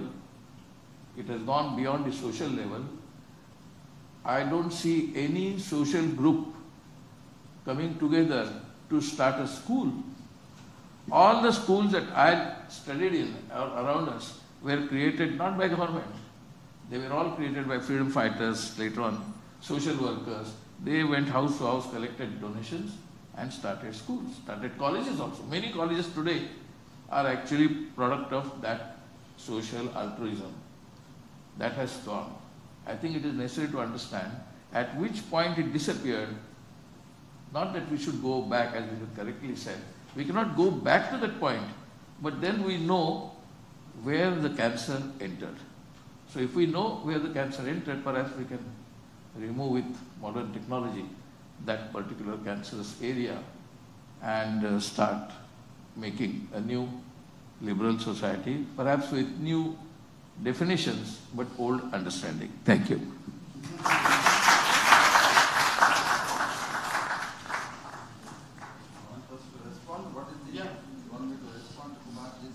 First, Sure. and then we'll open it to the floor. Absolutely. Okay, thank you, Kumar, for that very passionate. I can see the pain, and we share that angst and anxiety that all of us are going through. That the sudden rise of illiberalism. But I think more than thinking in terms of what point, I think we'll have to look at the character of this illiberalism is very different from the kind of illiberalism that you refer to in terms of Holocaust and, one, this has become more social. I think most of those examples that you have is state initiated, whether it's Vietnam War, whether it's Holocaust, they were state initiated. Today, I think societies, collectives are coming across as extremely illiberal. So I think we'll have to, one, it's true that it's illiberal, but one has to see if all of this can be thrown away, in terms of illiberality, But are there social processes that we need to understand as to why people are responding the way they are doing this, You're right in saying it's middle class, but this illiberality is not restricted to middle class. Now today, caste groups, look at the voting patterns, 33% of Dalits and 42% of OBCs have voted for the BJP. I didn't mean only middle class, whole society. Also, but they are the champions. Led by respect acceptability has come because of the middle class. True, that's true. So I think we'll have to look at the social character of this illiberality as to where it has, or what it means. One, as you rightly said, I think one, that old kind of moral constraints that we built on, like Gandhiji's idea of satyagraha, the self-restraint. Gandhiji completely kept emphasizing. I think post-neoliberalism, there is no space for self-restraint. It's effeminate, and you're a loser if you think of self-restraint. So there is this aggressive. I think neoliberalism has made a big difference. The economic reforms introduced, I think on one hand it led to more growth, pulling out more people. But in terms of social ethics, I think this marketization, market fundamentalism destroyed that very idea of shared ethos. Now look at our quality of neighborhoods. Delhi, where I live, there is no sense of neighborhood. Every person is seen as a potential enemy. So this, what is visible politically, is coming from somewhere else in terms of social, ethos that have come, I think. And this is, I think, one point that if you want, since you emphasize at what point, I would say it's 1991. Post-neoliberalism, throwing open markets, withdrawal of state from social welfareism. The point you made, education under Nehru was a public good. And today education is completely, there's a crass commercialization. There is no basic assurance of health. Even middle class. Now my parents had COVID, they were in for a week, we had a 6 lakh bill. So even for a middle class, this is not a small amount. So you're continuously living in a sense of anxiety, insecurity, you're almost living always as if you're on the edge of social life. We look affluent and comfortable, but at any moment you might drop. Zygmunt Bauman, a sociologist, makes this point that why does Europe hate immigrants? And he says one of the reasons is that immigrants are an uncomfortable reminder that you can become like them anytime. That this assurance of comfortable living is a mirage that all of us are living in. One wrong disease, you suffer from cancer, that's the end of your life. 30, 40, 50 lakhs, and not many of us can even afford that kind of. You'll have to maybe sell out your house, maybe sell out your ancestral property. So this angst that neoliberalism has created, pushing away from public goods, I think at least education and health immediately has to be brought back into complete public good. That's one thing that we can put an end to this illiberalism. I think that social anxiety created by this, as I said, on one hand you have social democratization when everyone wants quality education. And on the other hand, you have completely pushed education, quality education, out of the affordability of 90% of the population groups. So with this mismatch, obviously it's understandable why people would become illiberal. Because today, they feel that only that kind of an aggressive response is the way they can get social mobility. Not like the Gandhian method, if you become spiritual, you just fall out of way. You become nobody. It's only that you'll have to continuously, I think that's where I think even Modi's persona becomes attractive, that from rags to riches kind of a story. His story is the story of the Indian lower middle class. That unless you are that unscrupulous, unless you manipulate the system, unless you break rules, you can't make it big. That I think we'll have to, as liberals, take responsibility that why did we dismantle, instead of building a robust social welfare system, we dismantled it. It slightly begs the question again, like you said neoliberalism came with the new value system. At which point did neoliberalism came and why we accepted it? The people who accepted neoliberalism were the liberal, secular, democratic people who accepted neoliberalism. So that actually again repeats begging the same question. And another point I think we should highlight in this context is, while talking about the so-called charisma of Modi, which I don't believe is there, it is only an image and propagated by him. Why, if his charisma is there and same social media and the same mobile phone, same television and same images that he puts across, South is not impressed. In Tamil Nadu, he is not at all a hero. In Kerala, he doesn't exist. In Telangana and Andhra, there may be local parties, but he doesn't exist. In Karnataka, he pretended he existed, which showed that actually he doesn't exist. So his pretension has gone. Maharashtra, he has managed some maneuvering, but he has not really done it. In Bengal, he was shown the floor. In Punjab, he could not succeed. They call themselves a national party. They are only in UP and Gujarat. The so-called national party is only in UP and Gujarat, not even in Bihar. Not even in the entire Hindi belt. So they call themselves a Hindi belt phenomenon. So Modi's charisma, or the so-called perception that he is charismatic and a great orator, is all fake. That also is a complete fake. Whether some people like it here or not is a different matter. Some people will not like because they are illiberal, so it doesn't matter. So be that as it may, the point is we have to recognize. No, but what people like is that it is fake. That is the problem. That is well said. That is absolutely well said. I think one basic value system that has entered even before neoliberalism formally set in was the wrong interpretation of being individual. There is difference between individualism, individuality. Individuality is what we should promote. Everybody has a different creative approach, artistic approach. His individuality is different. Individualism is actually a reflection of that neoliberal ideology even before it came. And that's why all the management colleges, in my school or college, I never heard the term called killer instinct. Nowadays in management schools, they tell you, if you want to succeed in corporate or non-corporate, you must have killer instinct. So Modi has that killer instinct. He kills people actually. So killer instinct is what you should have. And killer instinct, who can have powerful killer instinct? It is with strong individualism. So individualism actually infected the minds primarily of the middle class. It went further because it is epidemic. Yeah. So that epidemic went further to OBCs, which is everywhere. But individualism was injected with a wrong idea, mistaking individuality for individualism. And I think time has come for us to, and it will come. I mean, we can be sure that people will get soon realize that what they are doing is quite nonsense. And like Germans realized it after 15 years, India may take less or more years, but India will also recognize that what they did was wrong. And actually today, I just took the, no, I'll just take 2 minutes.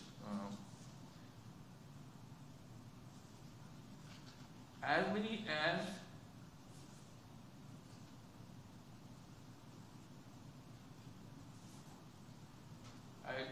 as 36 countries out of 43 in Europe are either right-wing, elected autocracies or authoritarian. In Europe, which actually told India that it is a duty to civilize us. So they came here to civilize us, and that's how they are actually. Similarly, it is not as if the entire Islamic world was illiberal. In Iraq, girls were driving trucks and girls were teaching, nurses, doctors, engineers, and it was made into an Islamic state by the American invasion. So, similarly, Israel and Palestine issue became more and more illiberal over the years, when initially there were so many Israelis who wanted to recognize Palestine, and in fact there was a joint movement at one point of time. So I think the approach that Islamic countries are illiberal, today the fundamentalism of European kind or American kind, racist kind, is also in Europe. I mean, why we should call only Islamic countries as fundamentalists? India is becoming fundamentalist. I mean, in fact, if you tell some Hindutva guy that you are behaving like a Talibani, his reply is, so what? वो कहते हैं ना तो हम भी करेंगे. So his approach is not, oh my God, I must think, I should not become Talibani. So that introspection is completely gone. And I think that is because of that kind of individualism which does not recognize the social milieu outside his personal career, personal life. That everybody cannot have great personal career, everybody cannot have great economic wealth. So I think that realization will come via unemployment and price rise, which therefore I welcome it. In a very negative, unemployment will at least teach them a lesson, or price rise will teach them a lesson. So far it has not. So far petrol has gone up to 125 rupees, but nothing. Today I am told dollar is 96 rupees. Today dollar went to 96. I am told, you know why? Because many people went directly to buy dollars with the 2000 rupee notes. Because they cannot go to bank, they can use that 2000 rupee note to buy dollars. So lots of bags with so many 2000 rupee notes went and dollar. So that is, anyway, that kind of thing. I think I should not be taking more time. 6:35. We've got 20 minutes for audience to respond, react, question, whatever.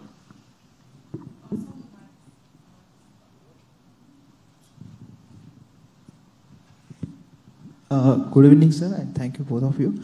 Sir, I actually have two questions. First, please introduce yourself. Yeah, I'm. Introduce yourself. Yeah, sure. Thank you. I'm Ashok. I teach in Maharashtra National University, and my question to Ajay sir is, Dr. Ajay sir is, like a lot of time it is said that liberalization got crushed like a kind of black hole itself, because the kind of fruits of liberalism which were distributed in the course of time were actually exclusive. So liberalism is kind of a good, I would say it's a sugar coated actually illiberalism in itself, like capitalism, exclusive treatments to the fruit eaters of liberalism, and it's kind of a bit of a wokeism, okay, unpractical, and actually the people who failed in other way went to liberalism to try their luck. So, and my second question is the parameter for liberalism and illiberalism has to be based on the frame of reference of Eurocentrism. Thank you, sir.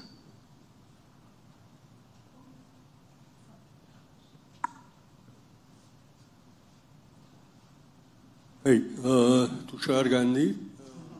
I have a comment to make more of than anything. You said about we becoming more culturally, cultural societies become, and that is one of the root causes of illiberalism. But don't you think it's more of because we've become a consumptive, consumerist society which has fostered this whole thing of, instead of vice, selfishness has become a virtue. Where, you gather everything that you can, more than what you require, even if you have to take it away from somebody else. And that's been legitimized. Isn't that an illiberal attitude which has actually made illiberalism acceptable? Because I remember one used to be illiberal behind closed doors. Now you shout it out from the balconies and rooftops. Isn't that a consumerist society that has been projected as a hallmark of booming economies contributed massively to this selfish illiberalism?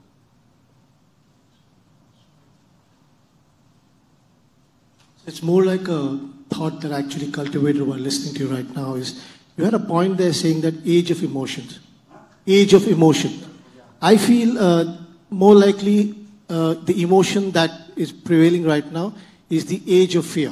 When I say age of fear, I would probably pin it down to three things that I just thought of. One is the incumbent system or the incumbent government is trying to create a fear that, if you're not on my side, it's either my way or the highway.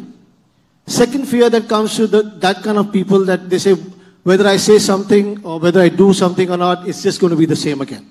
And there are probably, the fear that creates probably Newton's third law of motion is like every action has an equal and opposite reaction. There's someone like us, people like us who, if you try to create fear in us, we're going to fight it back to you. So I think we are living more in the age of fear is what my thought is.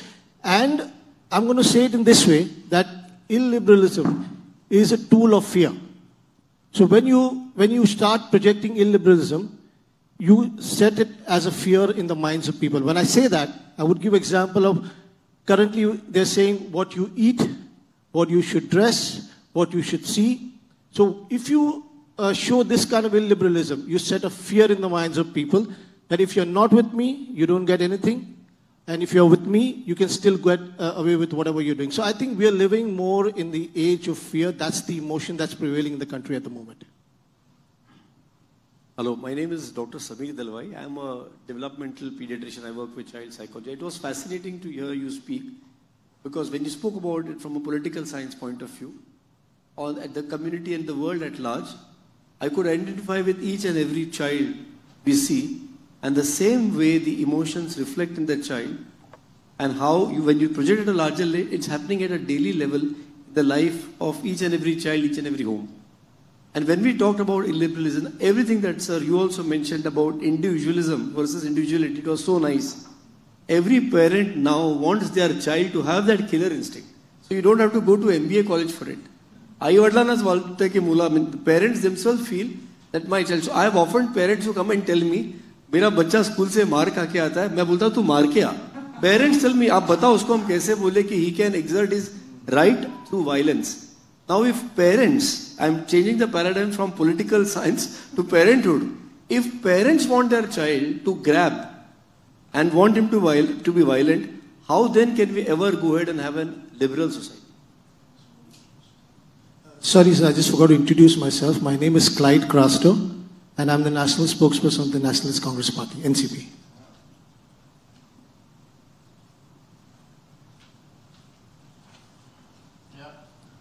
Hello. So thank you both of you and the organizers. We all will go richer today. And I have been thinking about a lot of things, as sir always gives us a lot of things to think and critically think.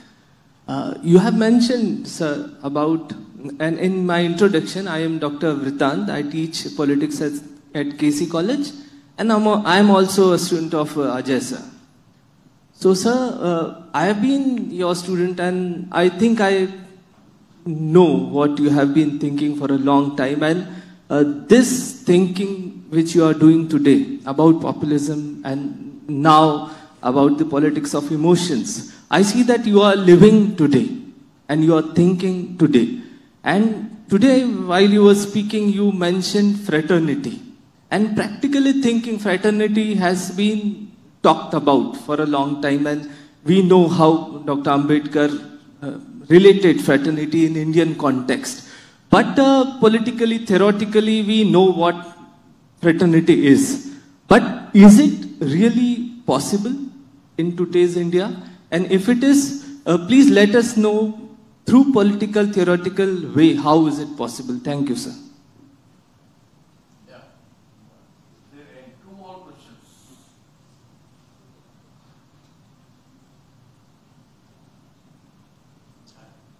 I'm Bharat Doshi, a retired corporate executive.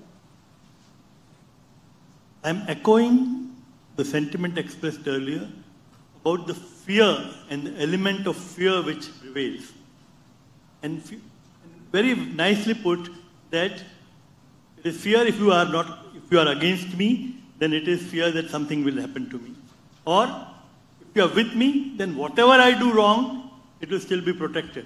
That both the aspects in the environment is one part of the thing. But what is worrying is when institutions get influenced, whether it be the courts, and that's where in your theory and thing I was watching as to at which point did this part of thing started. It was not in 91 or 2011 or 2012. When did it start? That kind of a fear that institutions are now partial. This is something which I thought of. Hello. Hi, I am Ajay. I am a management college professor. I have a couple of questions, observations. First thing is the slide that you had put on the screen was absolutely wonderful. I think it covered pretty much everything that's happening wrong or right with the society. So I really appreciate that. Now, there are two things. One thing is in the emergence of illiberalism, or rather I would say in the defeat of old liberalism, if I may say so. What I observe more than often is there is a kind of failure, or there is a kind of sense of disappointment with the kind of liberalism that existed in 60s, 70s, the times that Ketkar sir was talking about. And that disappointment, that disillusionment is prevalent not only amongst the general masses, but I have, more often than not, I have come across a lot of veterans of those particular movements or political parties or thought leaders who were very active in all those years. But today they feel that disillusionment, and that disillusionment is not about the illiberalism that has today taken shape.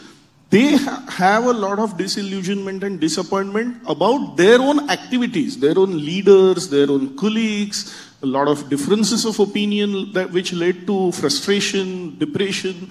So somewhere that 60s, 70s, 80s liberalism, stroke socialism, stroke communism, stroke congressism for that matter, has it somewhere failed, and that has given rise to this present scenario?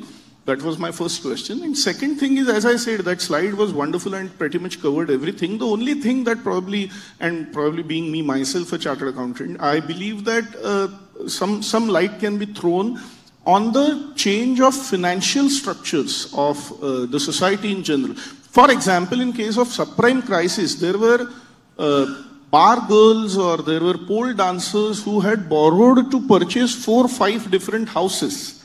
So the financial inclusion, which obviously we must support, there is no doubt on that, but the financial inclusion, the financial percolation, there was an article an year back now, because of all these policies, the crypto markets have gone down, but there were a lot of crypto apps 1 year back. And there was a report which said that 75% of the customers of those crypto apps were coming from B-towns. They were coming from non-metro. And it was a large segment of youngsters between the age group of 19 to 25, which was contributing, which was member of those crypto apps, which were trading 5,000, 10,000, 20,000 rupees on it. So this particular dimension, if you could put it in your overall theory, then I think, it would be very interesting. Thank you. One last question. And when I mentioned dollar, it was on the curve, not official rate. That is the black rate. Yeah, please. He has been raising hand before. So then that will, okay, then your question will be the last. Dr. Sir, thank you very much for a very enlightening lecture. I'm Gautam Thakur. Basically, if you look at political science, today we have the descendants of Thomas Hobbes all around us, authoritarian. We have all talked about the ills of it, but why is it that in spite of this illiberalism, there are no proponents of liberal society coming up in front of us? Let us understand that in the 17th, 18th, and 19th century, after John Locke, there was this movement of democracy which swept the world over 3 centuries. And today we have democracies, but they are authoritarian democracies or right-wing democracies. The inability of the thought of liberalists to, find a leader. Today we have, you can talk of Erdogan, Putin, or all the names that we took about, but there are no heroes for the liberal movement. And how does one ask that question? Because ultimately, any idea has to be led. Now that is truly last. Oh, okay. From ladies section, nobody is asked. Yeah. Thanks for the perceptive presentation as well as Please introduce. Yeah, Sunil Tambe, independent journalist. Thanks for the perceptive presentation and Kumar's, of course, Chairman's remarks. One thing that I found, I gathered from this whole interaction between you and Kumar, is that democracy has been hijacked by the elites. That's actually. Therefore, illiberalism is growing. That's what we can gather. The question here is, everywhere democracy has been hijacked, and there is serious discussion over deliberative democracy. Not only in democratic countries, but also in China and where there is autocratic rule or military rule. So will you please throw some light on illiberalism or growing illiberalism, and answer to it is about deliberative democracy. Thank you.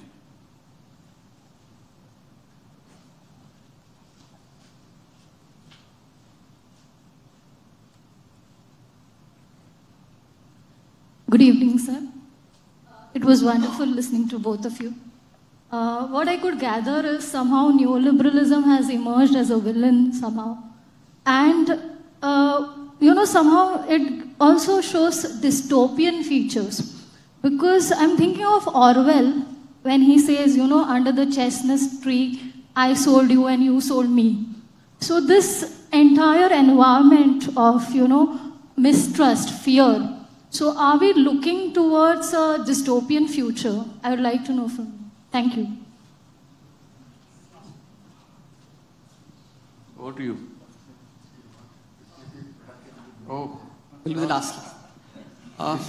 Myself, Sham Gulve from Faculty Political Science from Maharashtra National Law University. So my question is, as you discuss here, why has the world become so illiberal? You discuss the nuances of that. My question is, what is the solution to these all, these all issues? Actually, we are moving towards the next decade and, next age. So what is exactly the solution? As Marx said that all hatred in the world discuss the word. The real question is how to change it. My question is how to change it. Thank you.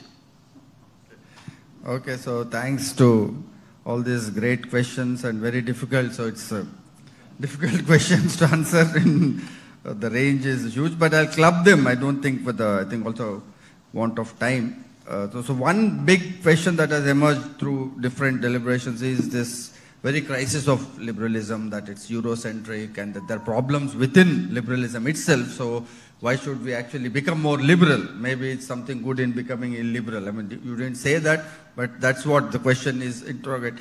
But that's partly true, that I think the current, what we are calling illiberalism, I think part of the anger is a legitimate anger. I think we have to recognize that all of this is not hatred and toxic masculinity and Islamophobia. I mean, we will be missing the point if we equate all of that anger.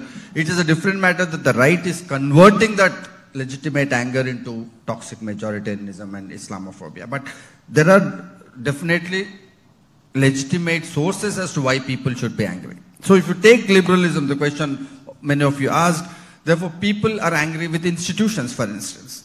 That institutions have been exclusive in India. Look at the social composition of institutions. Even very inclusive institutions like JNU comes across as an elite institution. So when somebody comes along, and says that I'm going to destroy these institutions, there is suddenly a mass consent, or there is at least a mass indifference to that attack on institutions. We as liberals are, aghast at what they have done to JNU.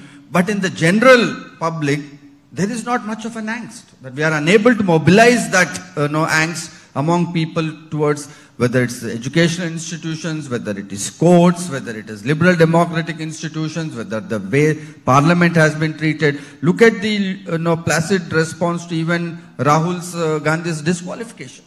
We would have expected in a democracy of this size, the most important leader of opposition being disqualified in an unfair manner should have led. But we'll have to understand there is a deep sense of indifference people towards these institutions because they have not delivered the way they should. So what is very strange to add further to that is, well, subaltern caste and classes are unhappy that these institutions have not delivered, therefore they're angry. The social elites are angry with constitution because it thinks that they have made it too reformist and too much of social democratization has happened.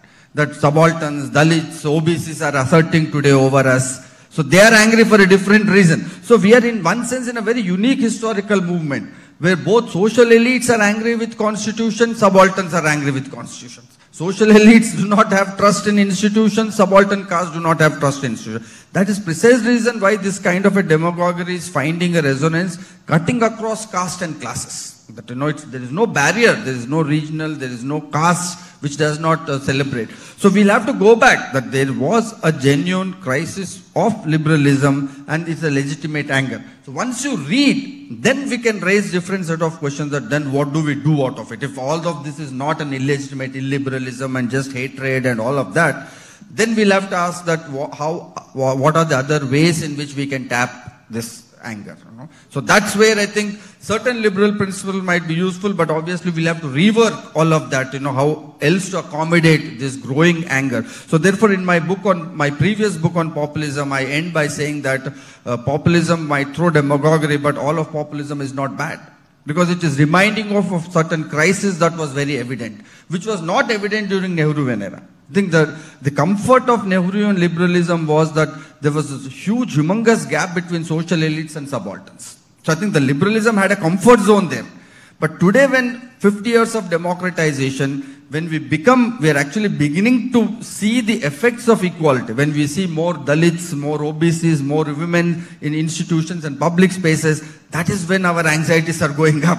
In Nehruvian era, it was comfortable, sir, to say that we are liberal because we are not challenged by anyone. But today in an institution, when you walk in, as a caste Hindu, you have a Dalit boy or a girl doing better than you, you're not prepared for that. your social ethos are not prepared. You feel challenged. So that's where I think of the failure of liberalism. And therefore I say that there is no way that we can go back to Nehruvian liberalism because Nehruvian liberalism had that buffer.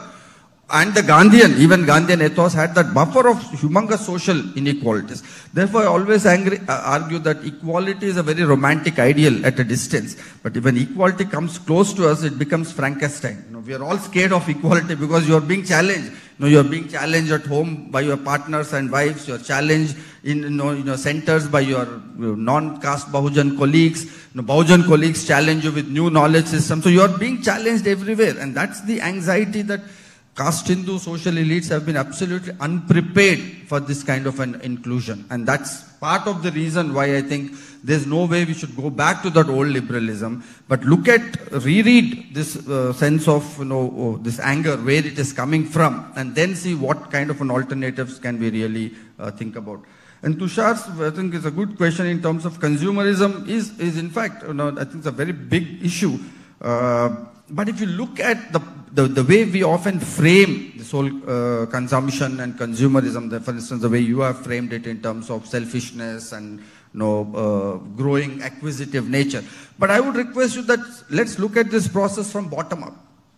How would those who have led lives in absolute denial, they look at this consumption as some kind of a new mobility?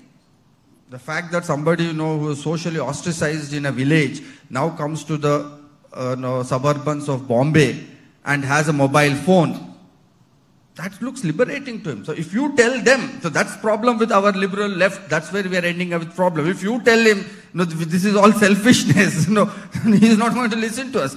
Because for him, that old Gandhian ethic of self-restraint was actually the source of his oppression, was actually the source of his exclusion. That's why that's not working, that old liberal moral restraint. And that's why, as I said, Modi looks attractive because he symbolizes this kind of breaking all restraint.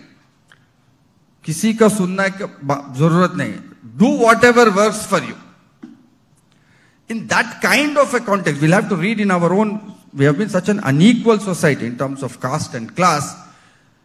Therefore, consumption looks like a new liberating force. That at least consumption gives you certain kind of a social equality with others. You also have a TV like a upper caste guy. You also have a mobile like women have mobiles like men. So this all looks like social mobility. In that kind of a context, it's becoming difficult for us to critique consumption. But in a different way, you're right, that marketization is leading to a different kind of thing. So we are in an absolutely very complex scenario because of which we'll have to rethink this entire project as to what is our entry point. Where do we begin? Even third set of questions I think a lot of you have asked in terms of fear.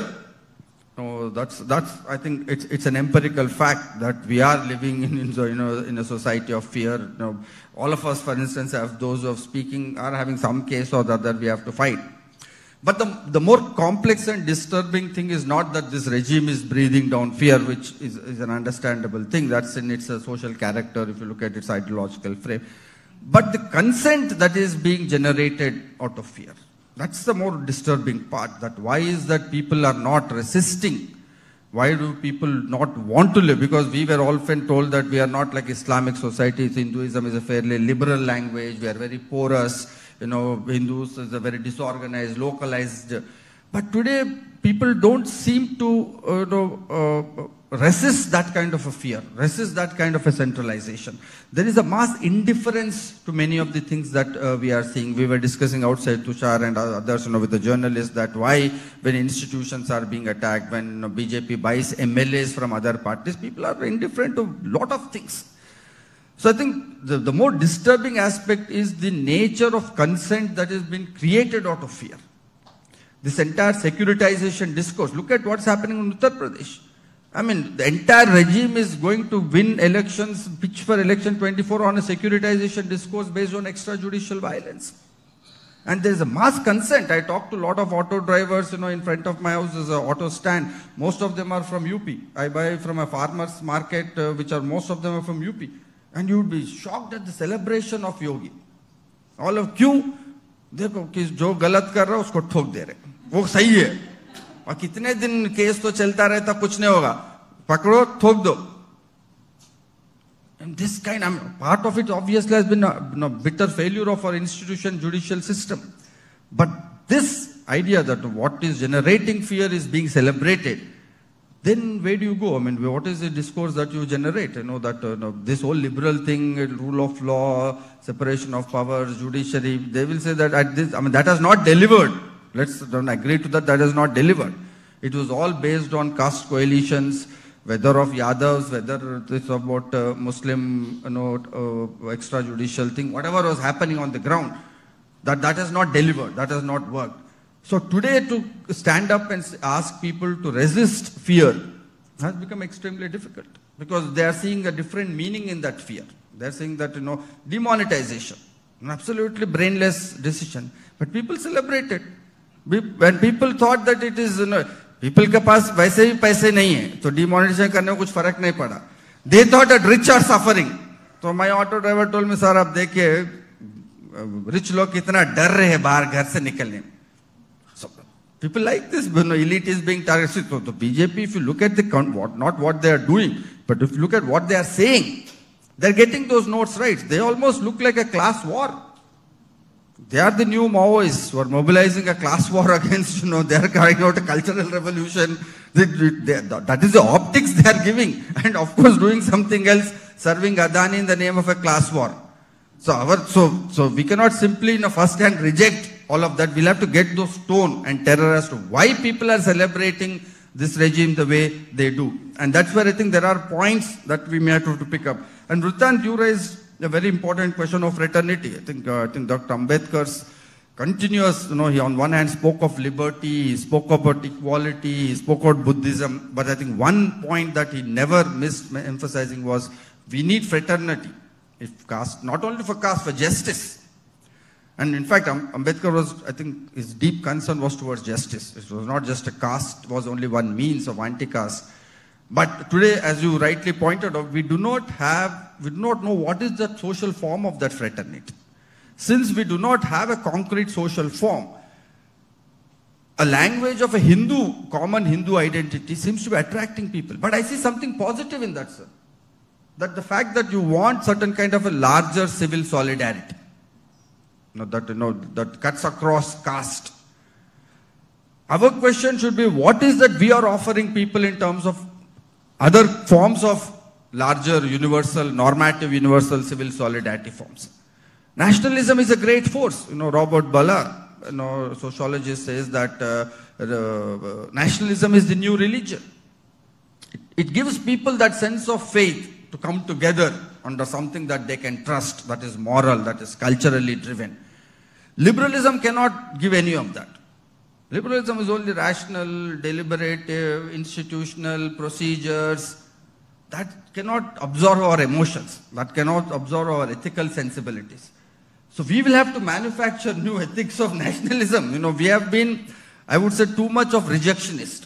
We rejected religion in public life, we rejected myths, we rejected mythologies, we rejected nationalism, we rejected emotions, we rejected ethics, we didn't want to deliberate on values. All that has been today taken over by right.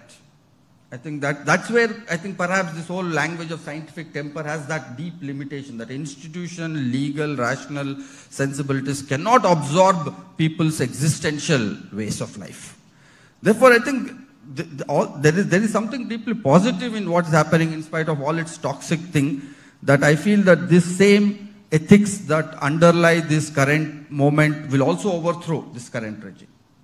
Because I think there is something positive about the ethics that are driving people, and legitimate anger against system. For instance, the way BJP is using that anger against local leadership, but they're manipulating it. They're mobilizing one caste against other, but that anger is legitimate. Once they see that they're riding a tiger, once they see that that vision that they're mobilizing is not realizing, you will see the regime might collapse faster than it has grown. The Karnataka, I think, could be one big starting point, because I see the deep ethics that they're mobilizing, there's a lot of potential in them. And I think once they see that this regime does not really represent what it has been talking about, people might rebel. It might happen that we might see a different kind of a regime altogether. But the regime that has to come has to be qualitatively very, very different. And finally, to your question that what is the solution, we often critique. So I say that the starting point is, in Indian context, to bring back social welfare state. That should be, that there is no shying away from that. I think if there's an alternative regime in 2024, we need to move beyond this transactional welfareism. Kabhi ki sanitary pad, computers, bicycles, lollipops, all this is good. It looks attractive. But I think what we need is that today we have an aspirational, socially democratized society, and to actually realize that potential, you need massive public goods in terms of, I think I would say in education, KG to PG, free education to all. State should invest at least 10% of GDP in education and health. This whole crass commercialization of education, corporatization of health has played havocs with our life, and that's what is partly represented in this whole toxic Islamophobia and all that. And basic income scheme. I would say that these are the three schemes. If we invest, I think there would be a complete immediate change in the mood, in the nature of the debate. I just was in Calicut before coming to Bombay. I flew to Delhi and I came here, and I was speaking alongside Finance Minister, Mr. K. N. Balagopal. We were both speaking at Calicut University. The entire nature of debate with the audience for 2-hour session was on education. Knowledge economy, knowledge society, what are we doing, so what kind of technology, where AI should be, and people were continuously asking. There is no Muslim, Hindu, this, that. So once you have literacy, once you have social welfare, people ask different set of questions. Part of problem with North has been that there is absolutely death of civic imagination. You don't have education, you don't have basic health facilities, but you have a chief minister who goes to Kerala and tells that Kerala should learn about health from Uttar Pradesh. What can be bigger? I think we should end on that note.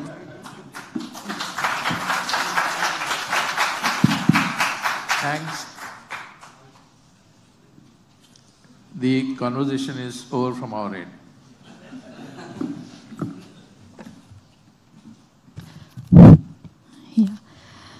A very interesting conversation indeed. And this is exactly what Chavan Center is expecting, creating this platform as a dialogue. I think today we had a wonderful dialogue over here, discussion, debate, agreeing to disagree, and various perspectives also coming in from various fields. So I'm Dipti Nakle, the CEO of Yashwantrao Chavan Center, and I would like to take this opportunity to thank all of you on behalf of Supriya Tai, Honorable Supriya Tai. She couldn't be here today, but I'm sure she's there on Facebook watching us live because she doesn't miss any session. And here we have a group of different representations. We have journalists, authors, bankers, doctors, and many stalwarts over here. And we are very glad that we have such a crowd coming here. I would just mention a few names.